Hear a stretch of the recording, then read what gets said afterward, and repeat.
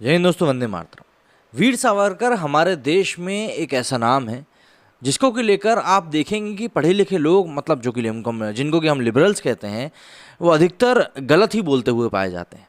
मतलब ये एक हमारे देश में फैशन सा बन गया है, जैसा कि मोहन भागवत जी ने भी कहा कि आज़ादी के बाद से वीर सावरकर जी के नाम को ख़राब किया जाए। हालांकि ये बात मानने वाली होगी कि उन्होंने काला पानी में एक बहुत लंबा समय बिताया, तो ऐसे में ये कहना कि वो अंग्रेज़ों के साथ थे और अंग्रेज़ों का उनको सपोर्ट था, कहीं ना कहीं गलत साबित होती है, क्योंकि काला पानी की सज़ा उस समय में बहुत क्रूर सज़ा मानी जाती थी। और ऐसे में अगर सावरकर जी अंग्रेज़ों के साथ थे तो उनको इतनी लंबी सज़ा काटने का कोई सेंस निकल कर नहीं आता है, सामने कोई लॉजिक नहीं आता। तो मेरे हिसाब से यहाँ पर ये एक फैक्ट तो साफ साफ क्लियर हो जाता है कि भाई अंग्रेज़ और सावरकर साहब एक साथ नहीं थे। दूसरी बात, जो बात ये निकल कर आती है कि अरे देखो वो तो डरपोक थे, उन्होंने मर्सी पिटीशन तक फाइल करी थी कई सारी। तो यार देखो ऐसा है, मैं भी इस बात में यकीन करता हूँ। मैं कई सारी तस्वीर और कई सारे वीडियोज़ रहते हैं जो कि मैं यूट्यूब पे आपको दिखा सकता हूँ, लेकिन मैं आपको नहीं दिखाता हूँ। और मैं आपको बोलता हूँ कि आप मेरे ट्विटर या इंस्टाग्राम पर जाकर वो वीडियोज़ देखिए। ऐसा मैं क्यों बोलता हूँ? क्योंकि अगर वो वीडियोज़ या फोटोज़ मैं आपको यहाँ दिखा दूंगा तो यूट्यूब हमको यहाँ से हटा देगा, और हम यहाँ से हट जाएंगे तो फिर बात करने का माध्यम खत्म हो जाएगा, और बात करने का माध्यम खत्म हो जाएगा तो फिर बात ही खत्म हो जाएगी। तो इसलिए मेरा मानना ये है कि साम दाम दंड भेद लगाकर यदि आप खेल में टिके रह सकते हैं तो आपको टिके रहना चाहिए, क्योंकि खेल में अगर आप टिके रहेंगे तभी आप जीत सकेंगे। हार के कभी भी कोई खेल जीता नहीं जाता भाई। बाजीगर जो होते हैं वो मूवीज़ में ही देखने के लिए मिलते हैं। तो अब बहस का मुद्दा ये है कि राजनाथ सिंह जी ने एक किताब के विमोचन के समय पर एक चीज़ बोल दी है, एक बात बोल दी। उन्होंने कहा है कि भाई वीर सावरकर जी को मर्सी पिटीशन लिखने के लिए महात्मा गांधी जी ने कहा था।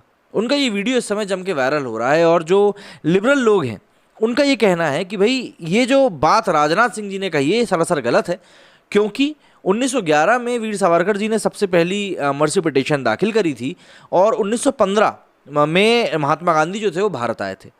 तो इससे एक बात और ये क्लियर हो जाती है कि भाई इसका मतलब उसके पहले चाहे हम नेहरू जी की बात कर लें, चाहे महात्मा गांधी जी की बात कर लें, आज़ादी की मूवमेंट में तो और कोई था ही नहीं। तो ऐसे में सबसे बड़ी बात जो अब दिखती है कि इसके पहले वीर सावरकर को गिरफ्तार करने का क्या औचित्य था।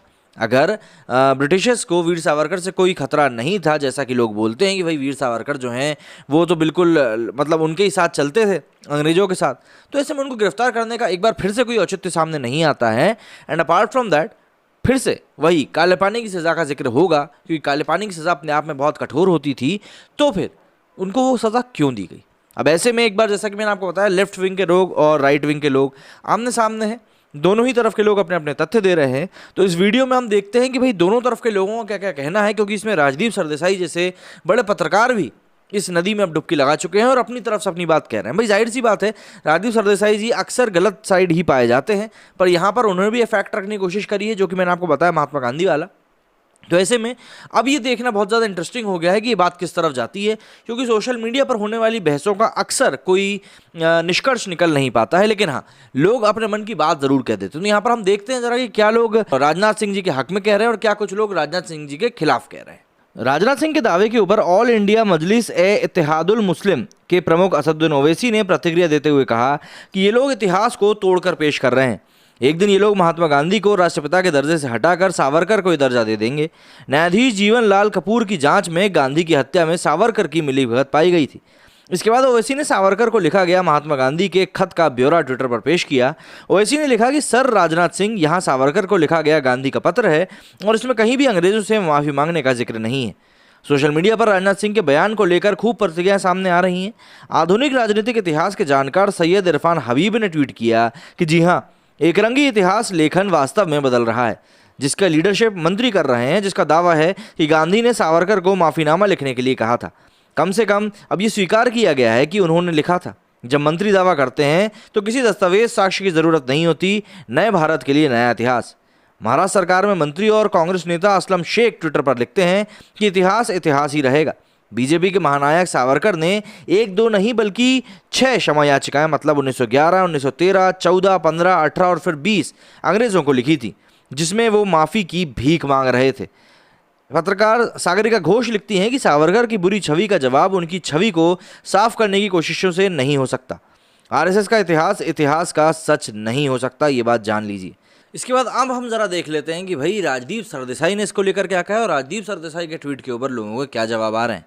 तो यहाँ पर राजदीप सरदेसाई ने लिखा है कि fact check, in 1911 Savarkar files his first mercy petition, Gandhi is in South Africa, no advice given by MKG to Savarkar at the time. In 1920 Gandhi writes to Savarkar and then in Young India makes case for Savarkar to be release, forget left or right, stick to facts. मतलब यहाँ पर ये fact के ऊपर चिपकने की बात कह रहे हैं.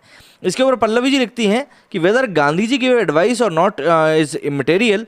Fact is that Savarkar ji was a Britisher himself and felt that spending lifetime in jail served no purpose. Better to get free to serve the nation. His petition was a standard template and he wrote for his fellow inmates too. मतलब ये एक standard था जो कि उन्होंने खुद के लिए भी लिखा था और अपने दूसरे इनमेट्स के लिए भी लिखा था.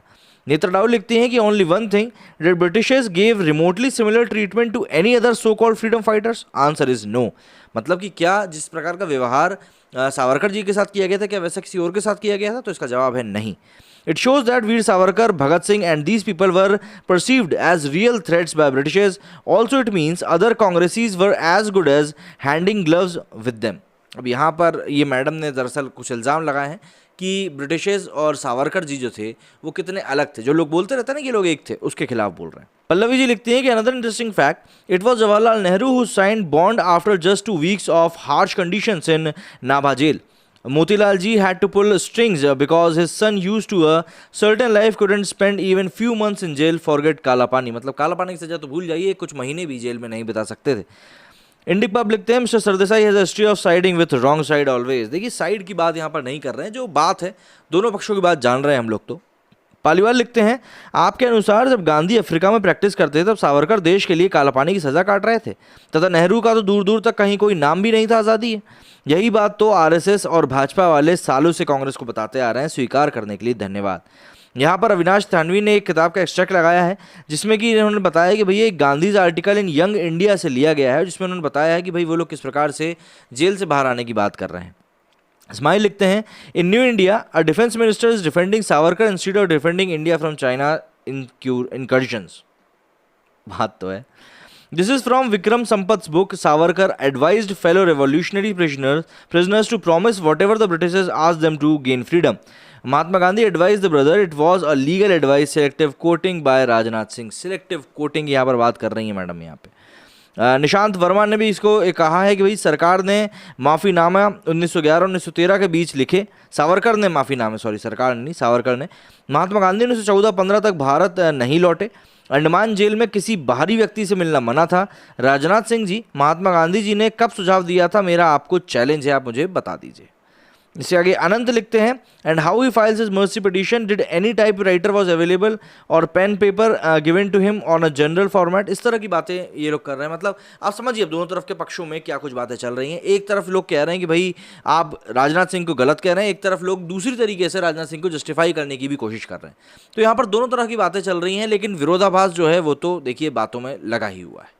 कभी भी राष्ट्रीय स्वयंसेवक संघ और भारतीय जनसंघ के सदस्य नहीं रहे विनायक दामोदर सावरकर का नाम संघ परिवार में बहुत इज्जत और सम्मान के साथ लिया जाता है. साल 2000 में वाजपेयी सरकार ने तत्कालीन राष्ट्रपति KR नारायण के पास सावरकर को भारत का सर्वोच्च नागरिक सम्मान भारत रत्न देने का प्रस्ताव भेजा था, लेकिन उन्होंने इसे स्वीकार नहीं किया था. अपने राजनीतिक विचारों के लिए सावरकर को पुणे के फर्ग्यूसन कॉलेज से निष्कासित कर दिया गया था और साल 1910 में उन्हें नासिक के कलेक्टर की हत्या में संलिप्त होने के आरोप में लंदन में गिरफ्तार कर लिया गया था. सावरकर का खास शोध करने वाले निरंजन तकले बताते हैं कि 1910 में नासिक के जिला कलेक्टर जैक्सन की हत्या के आरोप में पहले सावरकर के भाई को गिरफ्तार किया गया. सावरकर पर आरोप था कि उन्होंने लंदन से अपने भाई को एक पिस्टल भेजी थी जिसका हत्या में इस्तेमाल किया गया था. SS मौर्य नाम की पानी के जहाज़ से उन्हें भारत लाया जा रहा था. जब वो जहाज़ फ्रांस के मार्से बंदरगाह पर एंकर हुआ तो सावरकर जहाज़ के शौचालय के पोर्ट होल के बीच समुद्र में कूद गए. अगले 25 सालों तक वो किसी न किसी रूप में अंग्रेज़ों के कैदी रहे. निरंजन तकले बताते हैं कि मैं सावरकर की ज़िंदगी को कई भागों में देखता हूँ. उनकी ज़िंदगी का पहला हिस्सा रोमांटिक क्रांतिकारी का था, जिसमें उन्होंने 1857 की लड़ाई पर किताब लिखी थी. इसमें उन्होंने बहुत अच्छे शब्दों में धर्मनिरपेक्षता की वकालत भी करी थी. गिरफ्तार होने के बाद असलियत से उनका सामना हुआ और 11 जुलाई 1911 को सावरकर अंडमान पहुंचे और 29 अगस्त को उन्होंने अपना पहला माफ़ीनामा लिखा. वहां पहुंचने के 1.5 महीने के अंदर उन्होंने 9 सालों में उन्होंने 6 बार अंग्रेज़ों से माफ़ी पत्र मांगा. मतलब उन्होंने मर्सी पिटीशन जो थी वो दाखिल करी थी. और इसी पूरे का एक हिस्से के ऊपर जो कि सावरकर जी का इतिहास है, इसी के ऊपर इतने ज़्यादा सवाल खड़े होते रहे हैं और अलग अलग तरीके से लोग सवाल करते रहें. एक तरफ जहाँ कुछ लोग वीर सावरकर जी की इमेज को ख़राब करने का काम करते हैं, वहीं दूसरी तरफ लोग उनकी इमेज को सही रखने की कोशिश करते हैं. और यही लड़ाई आपस में चली आ रही है और आज राजनाथ सिंह जी के बयान के बाद में यही लड़ाई एक बार फिर से तुल पकड़ रही है। अब आप लोगों का इस मामले पर क्या कहना है मुझे कमेंट करके ज़रूर बताइएगा। मेरे इस वीडियो में फिलहाल इतना ही। जय हिंद, जय भारत।